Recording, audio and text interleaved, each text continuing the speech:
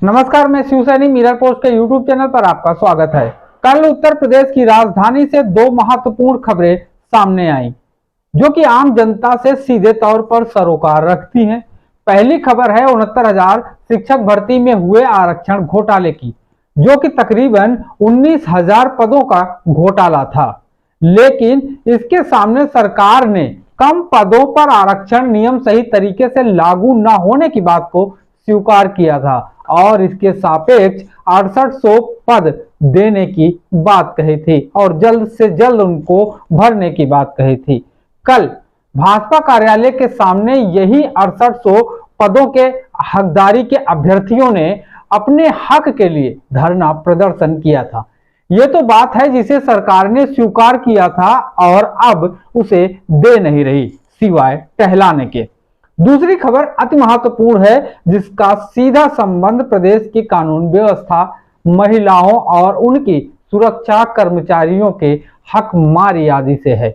मामला UP police के dial 112 का है, जहां काम करने वाली महिला कर्मचारियों ने वेतन के लिए धरना प्रदर्शन शुरू किया। वेतन के लिए यानी वेतन बढ़ोतरी के लिए, क्योंकि वो लगातार कई सालों से उतने ही वेतन यानी 12,000 रुपए में काम कर रही थी और अब उनकी मांग थी कि उन्हें 18,000 का वेतन दिया जाए।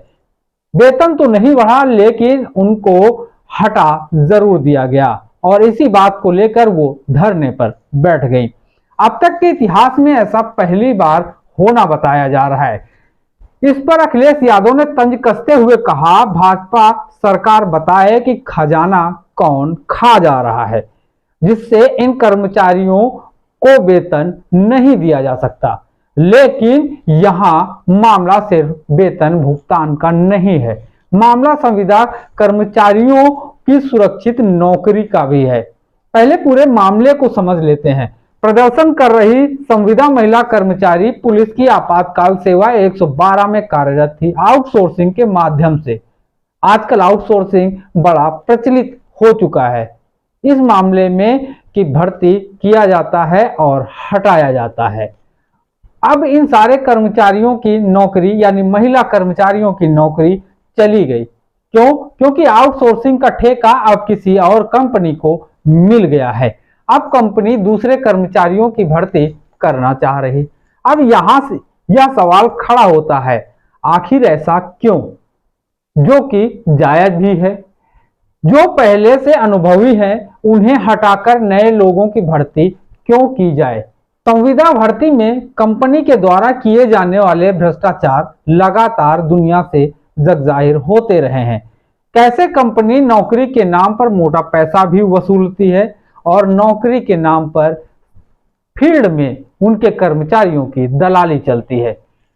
कंपनी के कर्मचारियों की ये जो दलाली है, इसको लेकर हमारी टीम ने एक स्टिंग कर खुलासा भी किया था कि कैसे कंपनी के नाम पर पैसा वसूला जाता है। क्या यही वह वजह है जिसके लिए कंपनियां ऐसा करती हैं? ऐसा करने से कंपनी को कितना फायदा हो सकता है, यह भी समझने वाली बात है। मान लीजिए 12,000 रुपए की सैलरी के लिए 35 से 50,000 तक की घूस ली जाती है, जो कि लेखा जोखा में नहीं होती है।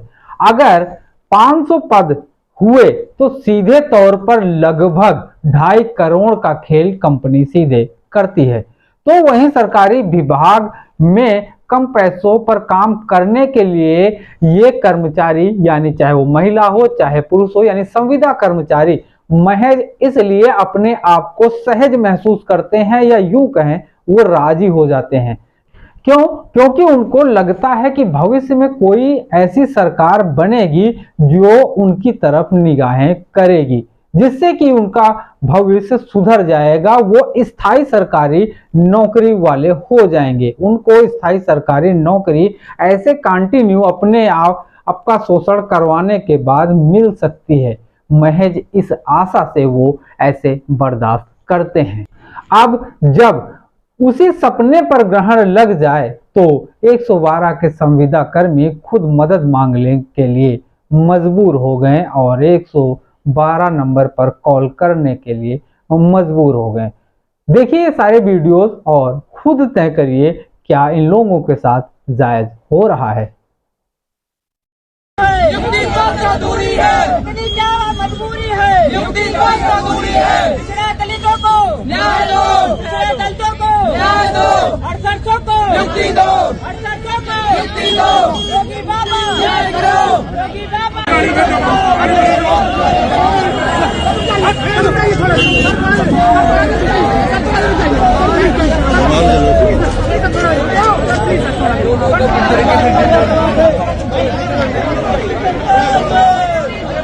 सरकार में सरकार में पिछड़ों की सरकार में पिछड़ों की सरकार में पिछड़ों की सरकार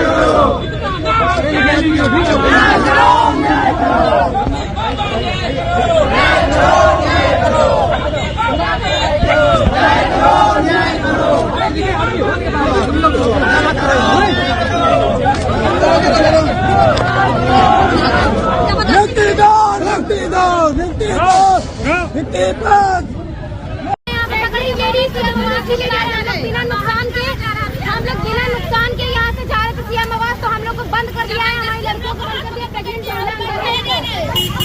महीने को धक्का दिया गया है।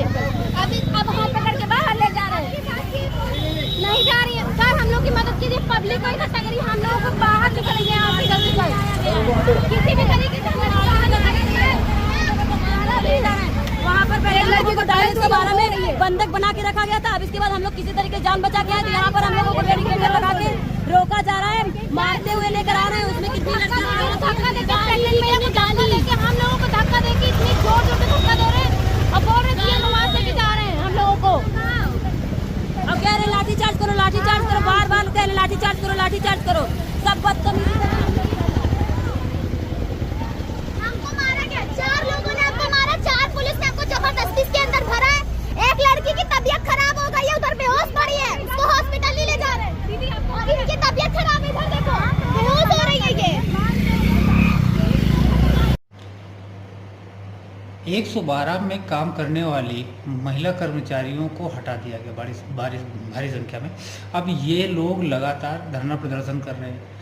क्या कंपनियां चेंज होने के साथ ही संविदा कर्मी भी चेंज हो जाने चाहिए? जो उनकी डिमांड है कि नहीं हमको तो कंटिन्यू रहना चाहिए, हमको नियुक्ति पत्र मिलना चाहिए, पूरे मामले पे क्या कहना चाहेंगे? आदरणीय श्री राहुल गांधी जी लगातार देश में प्राइवेटाइजेशन के खिलाफ अपनी लड़ाई लड़ रहे हैं। जिस तरह से जितनी भी हमारी सरकारी संस्थाएं थी, जितनी नॉर्दर्न कंपनियां थी, वो कहीं ना कहीं मोदी जी ने अपने दोस्त, अपने यार अडानी को दे दी। तो मैं समझता हूं कि इसी का उदाहरण है कि जो भी यहाँ की सरकार थी योगी आदित्यनाथ जी की, उन्होंने भी कहीं ना कहीं 112 को प्राइवेटाइजेशन किया। आज उसका जीता जाता उदाहरण है जो हमारी बहनें, जो वहां पे महिलाएं कार्यरत थी, जो कार्य कर रही थी, आज वो सरकार के खिलाफ लड़ाई लड़ रही हैं, उनके खिलाफ आंदोलन कर रही हैं। कांग्रेस पार्टी कहती है पहले दिन से कि सरकारी नौकरियां अति आवश्यक हैं क्योंकि लोगों को रोजगार मिल सके, क्योंकि देश में सबसे ज्यादा बेरोजगारी बढ़ी है पिछले 50 सालों में। जब से मोदी सरकार आई है, ना तो रेलवे में कोई नौकरी निकली, ना आर्मी में कोई नौकरी निकली। जो भी हमारी सरकारी रेलवे में नौकरियां निकलती थी, आर्मी में निकलती थी, बैंकों में निकलती थी, सब नौकरियां एक प्रकार से ठप हो गई। अब रोजगार मिल नहीं पा रहा युवाओं को। जो भी रोजगार प्राइवेटाइजेशन के तौर पे होता है, जैसे कंपनियां बदलती हैं वैसे उनका रोजगार छीन लिया जाता है। ये योगी आदित्यनाथ जी के सामने एक प्रश्न चिन्ह है, जिसने संकल्प पत्र में कहा था कि 90 दिनों के अंदर 10 लाख नौकरियां की भर्ती करेंगे। आज योगी आदित्यनाथ जी का इकबाल पुख्ता खत्म हो चुका है। ये युवा विरोधी हैं जो रोजगार ना दे पाने वाली विफल सरकार। अमूमन ये देखा जाता है कि वरीयता को यानी अनुभव को वरीयता दी जाती है, लेकिन यहाँ पे अनुभवी लोगों को हटा के नए लोगों को भर्ती किया जा रहा है, ये समझ में नहीं आ रहा है। देखिए, इनको कोई जानकारी नहीं है, ना ही इनको पढ़ाई की जानकारी है, ना ही इनको शिक्षा की जानकारी है, ना ही किसी प्रकार की कोई जानकारी है। जब शैक्षिक स्तर के बुद्धिजीवी नेता मुख्यमंत्री बनेंगे तब उनको ज्ञान होगा, तब रोजगार दे पाएंगे, शिक्षा दे पाएंगे। अब मैं कह सकता हूं कि योगी आदित्यनाथ जी मुख्यमंत्री हैं, प्रभु श्री राम जी का नाम लेते हैं, उनके नाम पर राजनीति रोटियां सेकते हैं, लेकिन प्रभु श्री राम जी ने कभी ऐसा नहीं किया कि महिलाएं अपने हक और हुकूक के लिए सड़कों पर लड़ाई लड़ें। दलितों पे जो अत्याचार होता है, दलित आज इनके सरकार के खिलाफ खड़ा है, किसान इनके खिलाफ खड़ा है, निश्चित तौर पे मजदूर इनके खिलाफ खड़ा है। पूरा प्रदेश, पूरा देश आज मोदी सरकार, योगी सरकार से प्रताड़ित है। निश्चित तौर पे आने वाले 6 महीने में चुनाव है, कांग्रेस पार्टी की स्वीकार्यता लोगों में बढ़ी है। निश्चित तौर पे आने वाले समय में जब कांग्रेस की सरकार आएगी, हम लोग रोजगार देने का काम करेंगे।